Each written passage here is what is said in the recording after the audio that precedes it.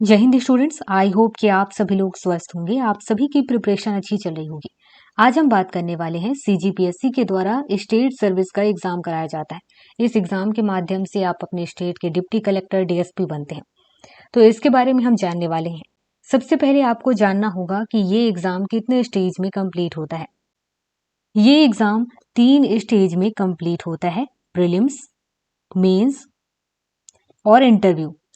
ये तीनों ही स्टेज आपको एक साथ क्लियर करना होता है। पहले आपको प्रीलिम्स क्वालिफाई करना होगा। जब आप सिलेक्ट हो जाएंगे तो आपको मेंस देने का मौका मिलेगा।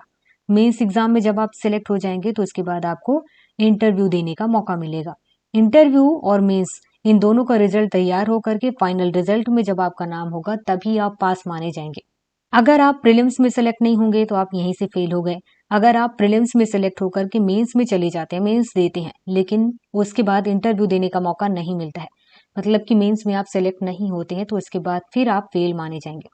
किसी भी स्टेज में अगर आप सेलेक्ट नहीं होते हैं तो आप फेल माने जाते हैं। ऐसा नहीं सोचना कि आप मेंस में सेलेक्ट हो गए और इस बार फेल हो गए हैं तो अगले बार फिर से मेंस में से एग्जाम देंगे, ऐसा नहीं होता है। आपको वापस प्रीलिम्स देना होगा, मेंस देना होगा, इंटरव्यू देना होगा। अब बात करते हैं प्रीलिम्स एग्जाम के पैटर्न के बारे में। प्रीलिम्स एग्जाम में 2 पेपर होता है। आपको दोनों ही पेपर देने होते हैं और ये दोनों ही पेपर एक ही दिन में होता है। पहले पेपर में आपको 100 क्वेश्चन दिए जाते हैं। ये 200 नंबर के होते हैं और आपको 2 घंटे का टाइम दिया जाता है और इसमें निगेटिव मार्क होता है। इसमें 1/3 नंबर आपके काट लिए जाते हैं। निगेटिव मार्क सबको समझ में आता होगा। अगर आपने एक क्वेश्चन सही किया है और एक क्वेश्चन गलत कर दिया है तो आपके इसमें से जो 2 नंबर मिला हुआ है इसका 1/3 नंबर काट लिया जाएगा और बचा हुआ नंबर आपको मिलेगा। ऐसे ही दूसरे पेपर में होता है। इसमें भी आपको 100 क्वेश्चन जो कि 200 नंबर के होते हैं और 2 घंटे का टाइम दिया जाता है। इसमें भी निगेटिव मार्क है, आपके 1/3 नंबर कटेंगे। आपको कम से कम दोनों पेपर में कितने नंबर लेकर के आने हैं ये भी बता दिया गया है। दोनों ही पेपर में जनरल वालों को कम से कम 33% नंबर लेकर के आने हैं। एससी, एसटी और ओबीसी वालों को कम से कम 23% नंबर लेकर के आने हैं और उसके बाद कट ऑफ रेडी होगा और कट ऑफ रेडी के अकॉर्डिंग ही आपका सिलेक्शन होगा या नहीं होगा वो फिर पता चलेगा। जब आप प्रीलिम्स एग्जाम में सेलेक्ट हो जाते हैं तो उसके बाद आपको मेंस एग्जाम देने का मौका मिलता है। मेंस एग्जाम में टोटल 7 पेपर होते हैं। पहला पेपर होता है आपका लैंग्वेज का, दूसरा पेपर होता है एसे का, तीसरा पेपर, चौथा पेपर, पांचवा, छठवां और सातवां GS1, GS2, GS3, GS4 और GS5 का पेपर होता है। सभी पेपर के लिए आपको 3 घंटे का टाइम दिया जाता है। सभी पेपर 200-200 नंबर के होते हैं। टोटल यहाँ पर 1400 नंबर के आपके मेंस के पेपर हो गए हैं। जब आप मेंस एग्जाम में सेलेक्ट हो जाएंगे तो उसके बाद आपको इंटरव्यू देने का मौका मिलेगा और इंटरव्यू आपका 150 नंबर का होता है। टोटल मिलाकर के 1550 नंबर का आपका ये क्वेश्चन पेपर और इंटरव्यू होता है और यहीं से आपका फाइनल रिजल्ट रेडी होगा कि आपका सिलेक्शन हुआ है या नहीं हुआ है। यहाँ पर आपको पता होना चाहिए प्रीलिम्स एग्जाम केवल इसलिए होता है ताकि आप मेंस एग्जाम दे पाओ। प्रीलिम्स एग्जाम के नंबर फाइनल रिजल्ट में नहीं जोड़ा जाता है। अब हम बात करते हैं प्रीलिम्स एग्जाम के सिलेबस के बारे में। प्रीलिम्स एग्जाम में पहले पेपर के बारे में बात करते हैं। पहले पेपर में जो क्वेश्चंस आते हैं 100 क्वेश्चंस हैं, उसे 50-50 क्वेश्चन में बांट दिया गया है।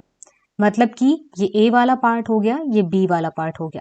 ए पार्ट में जो 50 क्वेश्चन बनेंगे वो कहाँ से आएंगे?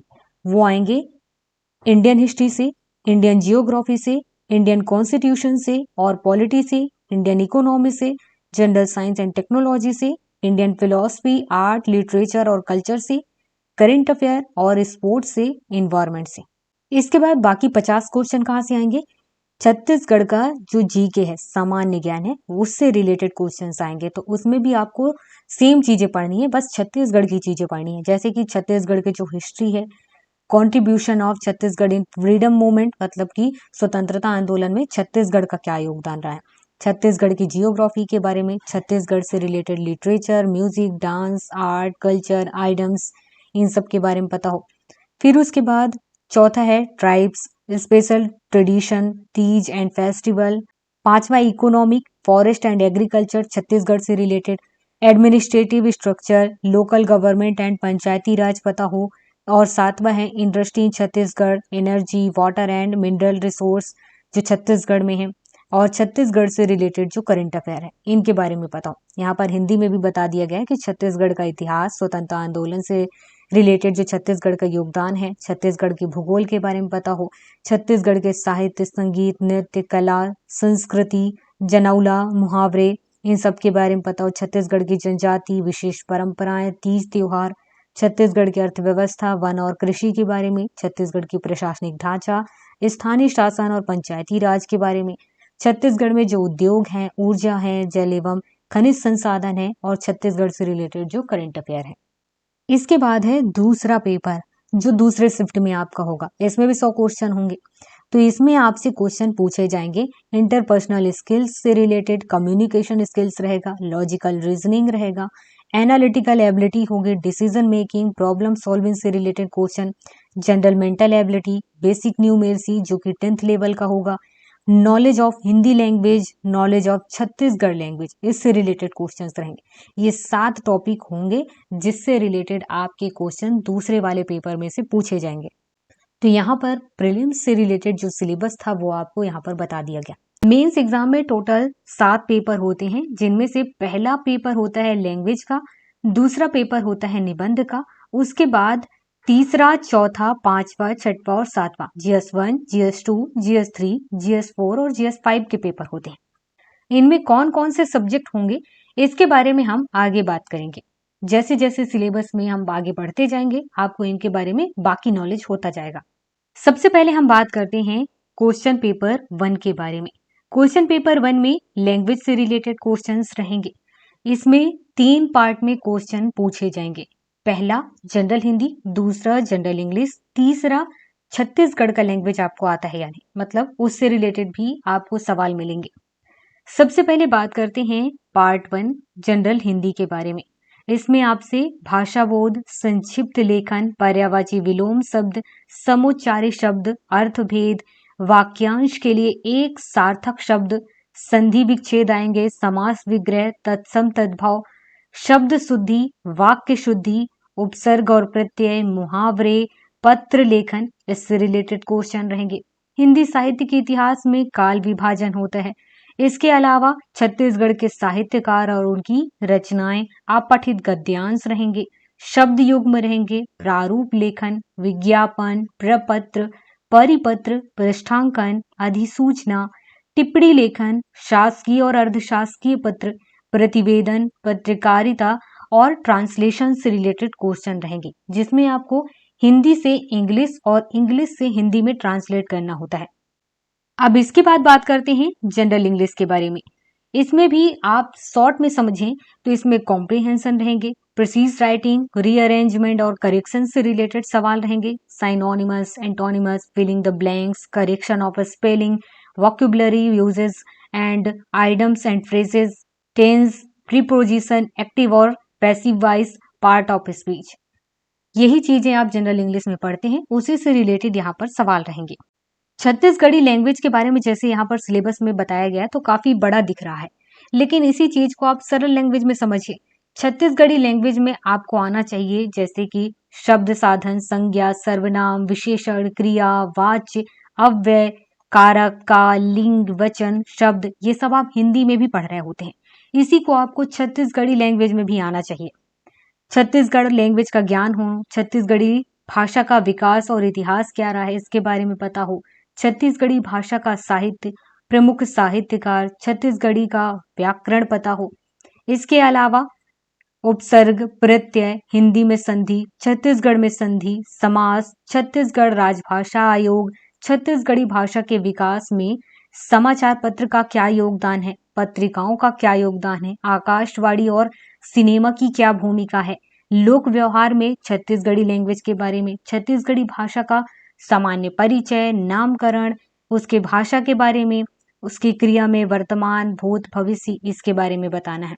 इसके बाद बात करते हैं क्वेश्चन पेपर 2 के बारे में, जिसमें निबंध से रिलेटेड क्वेश्चन रहेंगे। ये 2 पार्ट में है। पहले पार्ट में आपको नेशनल और इंटरनेशनल लेवल पे जो इशूज चल रहे हैं उसके बारे में पता हो। दूसरे पार्ट में आपको छत्तीसगढ़ स्टेट से रिलेटेड जो इशूज हैं उसके बारे में पता हो। यहाँ पर आपको 4 टॉपिक दिए जाएंगे। 2 टॉपिक या 2 मुद्दों पर आपको निबंध लिखना होता है और हर एक निबंध, हर एक एसे को आपको 750 वर्ड्स में लिखना है।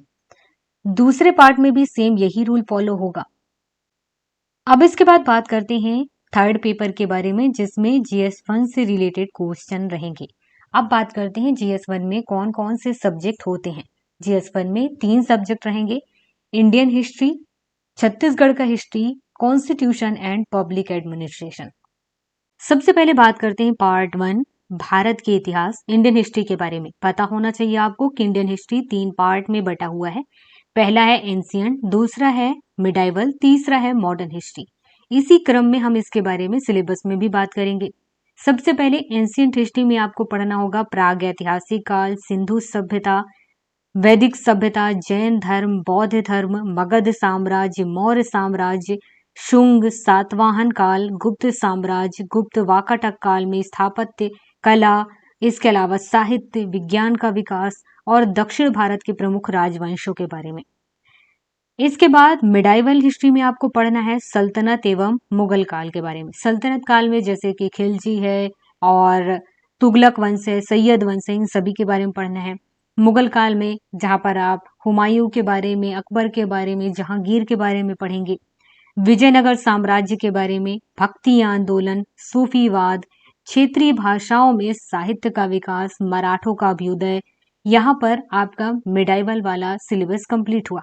इसके बाद है मॉडर्न हिस्ट्री। मॉडर्न हिस्ट्री में आपको यूरोपी किस तरीके से आते हैं, ब्रिटिश सर्वोच्चता किस टाइप से स्थापित होती है, ब्रिटिश साम्राज्य का विस्तार कैसे हुआ, उन्होंने कौन कौन सी युद्ध और कूटनीति अपनाई थी, ग्रामीण अर्थव्यवस्था के बारे में, कृषि के बारे में, भू राजस्व व्यवस्था जिसमें स्थायी बंदोबस्त, रैयतवाड़ी, महालवाड़ी के बारे में आप पढ़ेंगे।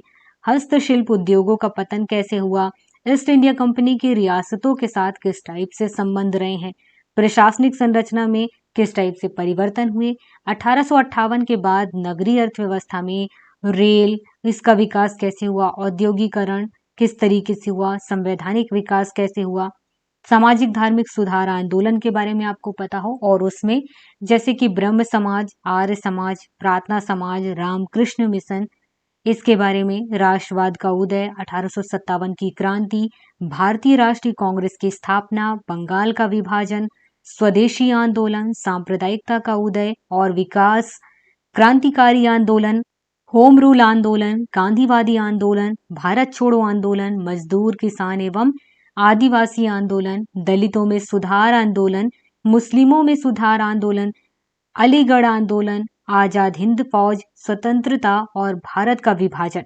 रियासतों का विलीनीकरण। और यहाँ पर आपका मॉडर्न हिस्ट्री कंप्लीट होता है। अब इसके बाद सेकंड पार्ट में आपसे क्वेश्चन पूछे जाएंगे संविधान एवं लोक प्रशासन से रिलेटेड। संविधान के बारे में आपको पढ़ना होगा कि भारत का जो संवैधानिक विकास 1773 से लेकर 1950, यहीं पर रेगुलेटिंग एक्ट, दुनियादारी आप सारे हिस्ट्री में भी पढ़ेंगे, वहीं यहाँ पर भी पढ़ेंगे। संविधान का निर्माण किस तरीके से हुआ, उसकी विशेषताएं क्या है, प्रस्तावना क्या है, संविधान की अपनी प्रकृति, नेचर क्या है, मूलभूत हमें अधिकार कौन कौन से मिले, हमारे कर्तव्य क्या हैं, राज्य के नीति निदेशक तत्व क्या हैं, संघीय कार्यपालिका, व्यवस्थापिका, न्यायपालिका, इनके बारे में। यहाँ पर जितने भी टॉपिक आप संविधान से रिलेटेड और लोक प्रशासन से रिलेटेड पढ़ेंगे, ये सब आपको लक्ष्मीकांत में मिल जाएंगे। एक ही बुक में सारे टॉपिक आपको मिल जाएंगे, ध्यान रखिएगा। संवैधानिक उपचार का अधिकार, जनहित याचिकाएं, न्यायिक सक्रियता, न्यायिक पुनर्वलोकन, महान्यायवादी। अब राज्य के बारे में आपको पढ़ना होगा, राज्य कार्यपालिका, व्यवस्थापिका, न्यायपालिका, महाधिवक्ता। इसके बाद संघ और राज्य के संबंधों से रिलेटेड क्वेश्चंस भी रहते हैं, जैसे कि संघ राज्य संबंध विधायी, प्रशासनिक और वित्तीय, अखिल भारतीय सेवाएं, संघ लोक सेवा आयोग, राज्य लोक सेवा आयोग, आपात उपबंध, इमरजेंसी, संवैधानिक संशोधन, आधारभूत ढांचे की अवधारणा, छत्तीसगढ़ शासन व्यवस्थापिका, कार्यपालिका, न्यायपालिका, लोक प्रशासन में उसका अर्थ, क्षेत्र, प्रकृति, महत्व, उदारीकरण के अधीन, लोक प्रशासन और निजी प्रशासन, नवीन लोक प्रशासन, विकास प्रशासन व तुलनात्मक लोक प्रशासन। लोक प्रशासन में नए आयाम, राज्य बनाम बाजार, विधि का शासन, संगठन में आपको उसके सिद्धांत, उपागम, संरचना के बारे में। प्रबंध में आपको नेतृत्व, नीति निर्धारण, निर्णय निर्माण। प्रशासनिक प्रबंध के उपकरण में समन्वय, प्रत्यायोजन, संचार, पर्यवेक्षण, अभिप्रेरणा के बारे में। प्रशासनिक सुधार में सुशासन, ई गवर्नेंस, नौकरशाही। जिला प्रशासन, भारत में प्रशासन पर नियंत्रण, संसदीय, वित्तीय, न्यायिक एवं कार्यपालिका। लोकपाल एवं लोकायुक्त, सूचना का अधिकार, पंचायत एवं नगर पालिकाएं। संसदीय, अध्यक्षात्मक और एकात्मक संघात्मक शासन। शक्ति पृथक्करण का सिद्धांत और छत्तीसगढ़ का प्रशासनिक ढांचा। जब आप पॉलिटी में लक्ष्मीकांत उठाएंगे तो ये सारे टॉपिक आपको मिलेंगे, बस कुछ चीजें नहीं मिलेंगी, जैसे कि छत्तीसगढ़ से रिलेटेड जो नॉलेज है, जैसे कि छत्तीसगढ़ की अपनी न्यायपालिका, छत्तीसगढ़ के अपने कार्यपालिका, इनसे रिलेटेड नॉलेज।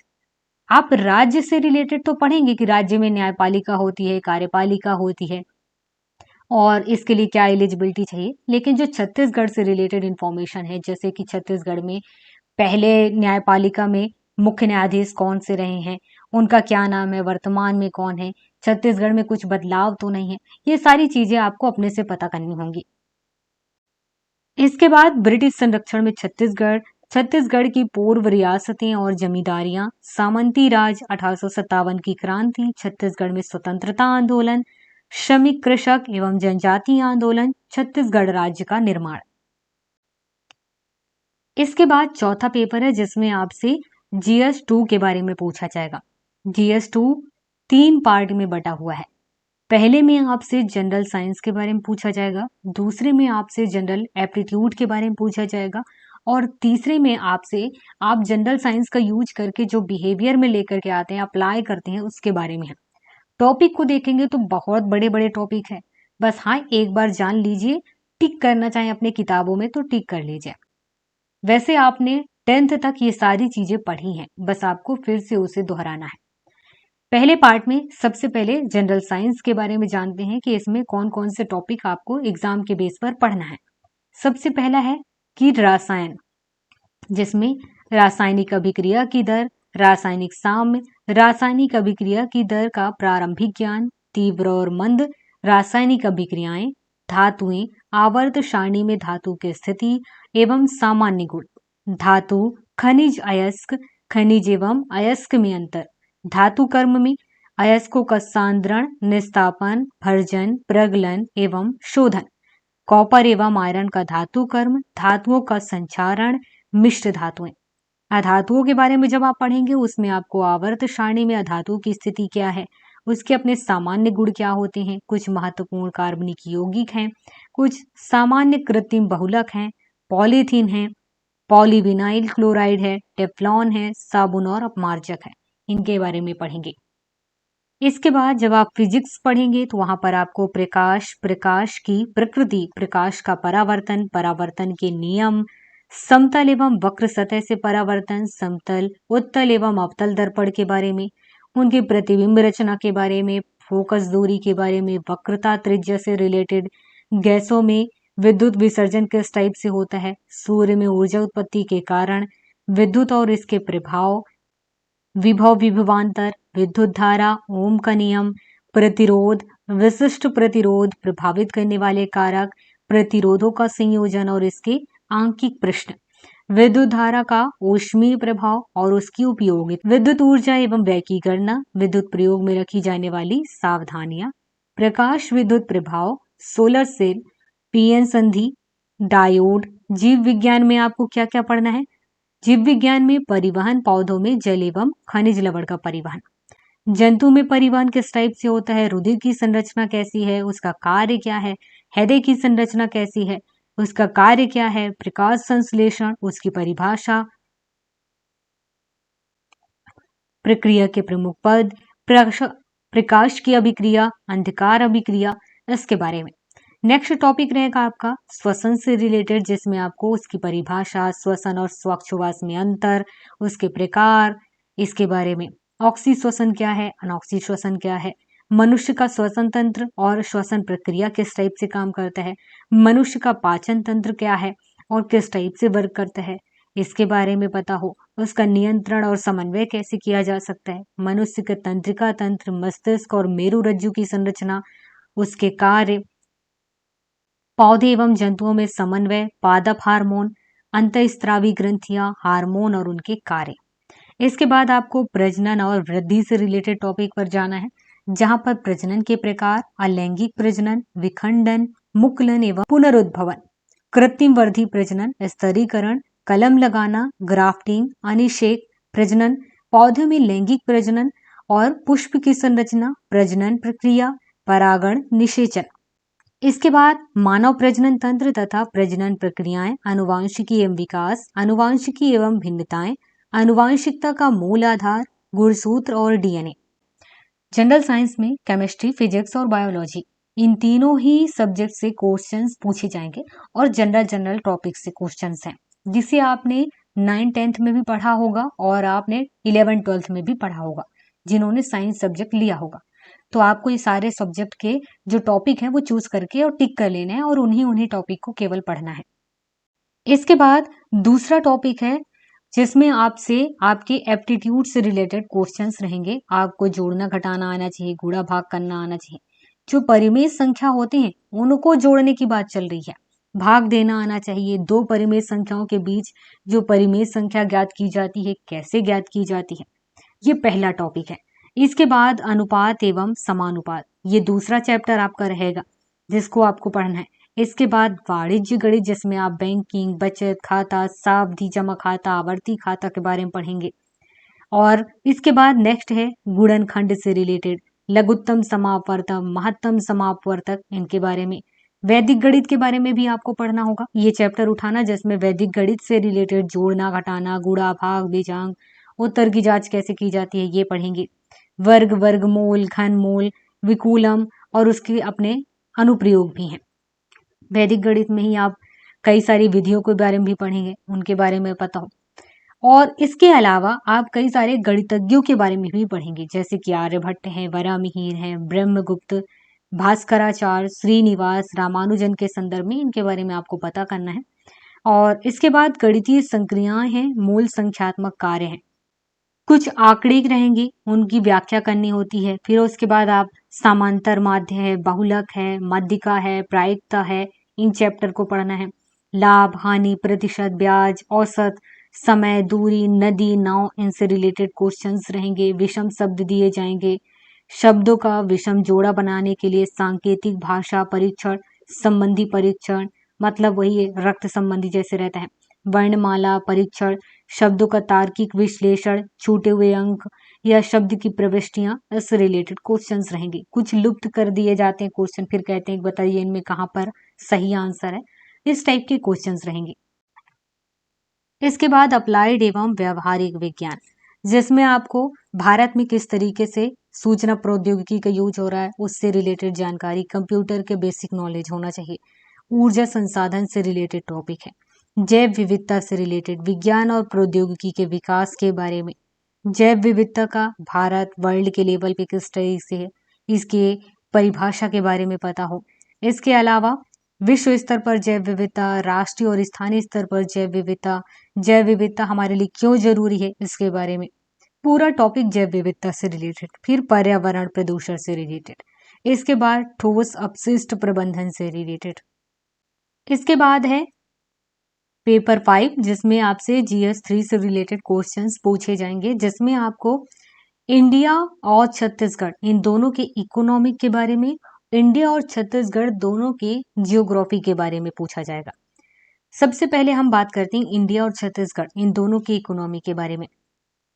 आपको राष्ट्रीय और प्रति व्यक्ति आय के बारे में, भारतीय अर्थव्यवस्था में संरचनात्मक परिवर्तन, निजी और सार्वजनिक क्षेत्र की भूमिका में परिवर्तन, नवीनतम योजनाओं के बारे में, आर्थिक सुधार, निर्धनता, बेरोजगारी की जो समस्याएं हैं, माप एवं उन्हें दूर करने के लिए किए गए उपाय, मौद्रिक नीति के बारे में पता हो। इसके बाद 1990 के दशक में सुधार भी हुआ है उसके बारे में, रिजर्व बैंक के बारे में और उसके साख नियमन के बारे में, सार्वजनिक राजस्व, सार्वजनिक व्यय, सार्वजनिक ऋण, राजकोषीय घाटा, इनके बारे में। इसके बाद छत्तीसगढ़ की इकोनॉमिक से रिलेटेड सवाल रहेंगे, जिसमें आपको SC ST OBC अल्पसंख्यक वर्ग के सामाजिक पिछड़ापन, साक्षरता और व्यावसायिक संरचना, आय और रोजगार के जो क्षेत्र हैं उनसे रिलेटेड नॉलेज होना चाहिए। महिलाओं की सामाजिक, राजनीतिक और आर्थिक सशक्तिकरण कैसा है, बाल श्रम समस्या, ग्रामीण विकास, राज्य की वित्तीय और बजट के बारे में पता हो, कर संरचना कैसी है, केंद्रीय कर में हिस्सेदारी क्या है, राजस्व एवं पूंजी व खाता में व्यय संरचना, उसी प्रकार योजना, गैर योजनागत व्यय, सार्वजनिक ऋण की संरचना, आंतरिक एवं विश्व बैंक के ऋण के बारे में, छत्तीसगढ़ में ग्रामीण साख के संस्थागत और गैर संस्थागत स्रोत के बारे में, सहकारिता के बारे में आपको पता हो। अब बात करते हैं भारत के भूगोल के बारे में। भारत के भूगोल में और छत्तीसगढ़ के भूगोल में बस इतना अंतर है, पूरे इंडिया के बारे में पढ़ेंगे, वहां पर छत्तीसगढ़ के बारे में पढ़ेंगे और टॉपिक लगभग सब कुछ सेम है। जैसे कि भारत की भौतिक विशेषताएं, जैसे कि स्थिति क्या है, विस्तार क्या है, भूगर्भिक संरचना कैसी है, भौतिक विभाग, अपवाद तंत्र, जलवायु, मिट्टी, वनस्पति, वनों का महत्व, भारतीय वन और उनके संरक्षण की नीति, इनके बारे में। दूसरा रहेगा मानवीय विशेषताएं, जैसे कि जनसंख्या, जनगणना, जनसंख्या वृद्धि, घनत्व, वितरण, जन्म दर, मृत्यु दर, शिशु मृत्यु दर, प्रवास, साक्षरता, व्यावसायिक संरचना, नगरीकरण। इसके बाद तीसरा टॉपिक है कृषि से रिलेटेड, जिसमें आप भारतीय कृषि की विशेषताएं, कृषिगत फसलें, खाद्यान्न, दालें, तिलहन, अन्य फसलें, सिंचाई के बारे में भी आप पढ़ेंगे, किस तरीके से सिंचाई है, क्या क्या स्रोत है, उनके क्या महत्व है, और उसके बाद कौन कौन सी परियोजनाएं निकाली गई हैं। इसके बाद हरित क्रांति, श्वेत क्रांति, नीली क्रांति, खनिज संसाधन से रिलेटेड जो टॉपिक रहेगा, खनिज भंडार, खनिज कहाँ कहाँ है, उत्पादन किस तरीके से है, वितरण क्या है। ऊर्जा संसाधन के जब आप पढ़ेंगे तो कोयला, पेट्रोलियम, तापीय विद्युत शक्ति, परमाणु शक्ति, ऊर्जा के गैर परंपरागत स्रोत। उसके बाद उद्योग है, उद्योग में भारत में उद्योगों के विकास और संरचना, बड़े, मध्यम, लघु और लघुत्तर क्षेत्र, कृषि, वन और खनिज आधारित उद्योग हैं। इसके बाद तीसरा पार्ट है छत्तीसगढ़ का भूगोल। छत्तीसगढ़ के भूगोल में भी सेम वही टॉपिक है, जैसे कि छत्तीसगढ़ की भौतिक विशेषताएं, मानवीय विशेषताएं, कृषि, सिंचाई, उसके बाद खनिज संसाधन और ऊर्जा संसाधन, उद्योग। देखिए यहाँ पर सेम वही टॉपिक है, बस आपको छत्तीसगढ़ से रिलेटेड यहाँ पर नॉलेज हो। इसके बाद है छठवां पेपर, जिसमें GS4 से रिलेटेड क्वेश्चंस रहेंगे। ये भी 3 पार्ट में बटा हुआ है, दर्शन शास्त्र, समाज शास्त्र और सामाजिक परिदृश्य छत्तीसगढ़ का कैसा है, इससे रिलेटेड रहेंगे। सबसे पहले बात करते हैं फिलॉसफी, दर्शन शास्त्र के बारे में, जिसमें आपको दर्शन का स्वरूप, धर्म एवं संस्कृति से उसका क्या संबंध है, भारतीय दर्शन, पाश्चात्य दर्शन में अंतर, इसके बारे में। वेद उपनिषद के बारे में पढ़ेंगे, चरवाक दर्शन के बारे में पढ़ेंगे, जैन दर्शन के बारे में पढ़ेंगे, बौद्ध दर्शन के बारे में पढ़ेंगे। इसके बाद सांख्य दर्शन है, न्याय दर्शन है, मीमांसा दर्शन है, अद्वैत दर्शन है, वैशेषिक दर्शन है, कौटिल्य, और उसके बाद गुरु नानक के बारे में, गुरु घासीदास के बारे में, वल्लभाचार्य के बारे में, विवेकानंद जी के बारे में, श्री अरविंद जी के बारे में, महात्मा गांधी जी के बारे में, भीमराव अंबेडकर जी के बारे में, प्लेटो के बारे में, दीनदयाल उपाध्याय के बारे में, अरस्तु के बारे में, संत एंसेलम, देकार्त, और उसके बाद है स्पिनोजा के बारे में।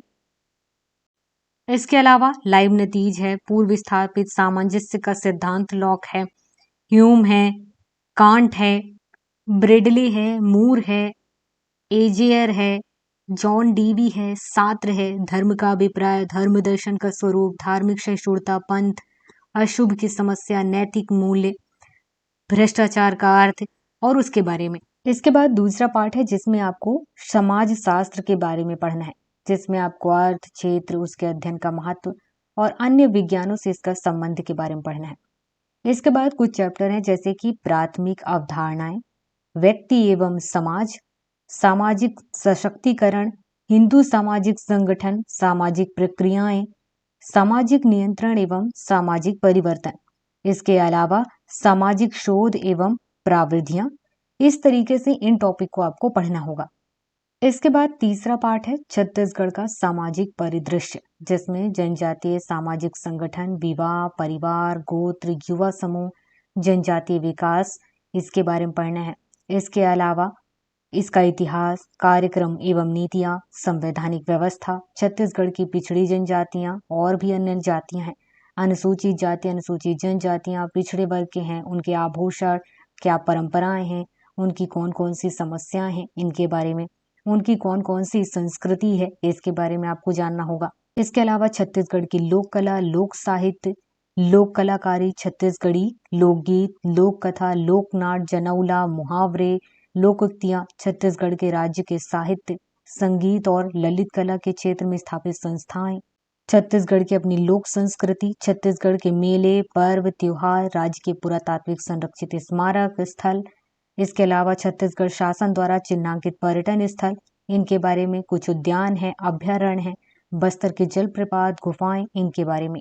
इसके अलावा 7वां पेपर है जिसमें GS5 के बारे में पूछा जाएगा। ये भी 3 पार्ट में बटा हुआ है। पहले पार्ट में आपको कल्याणकारी, विकासात्मक कार्यक्रम और कानून के बारे में पता हो, जैसे कि भारतीय समाज सामाजिक बदलाव के एक साधन के रूप में सामाजिक विधान, मानव अधिकार संरक्षण अधिनियम 1993, भारतीय संविधान एवं आपराधिक विधि के अंतर्गत महिलाओं को प्राप्त सुरक्षा मतलब CRPC में, घरेलू हिंसा से स्त्री का संरक्षण अधिनियम 2005, सिविल अधिकार संरक्षण अधिनियम 1955, अनुसूचित जाति अनुसूचित जनजाति अधिनियम 1989, सूचना का अधिकार अधिनियम 2005, पर्यावरण संरक्षण अधिनियम 1986, उपभोक्ता संरक्षण अधिनियम 1986, सूचना प्रौद्योगिकी अधिनियम 2000 और भ्रष्टाचार निवारण अधिनियम 1988।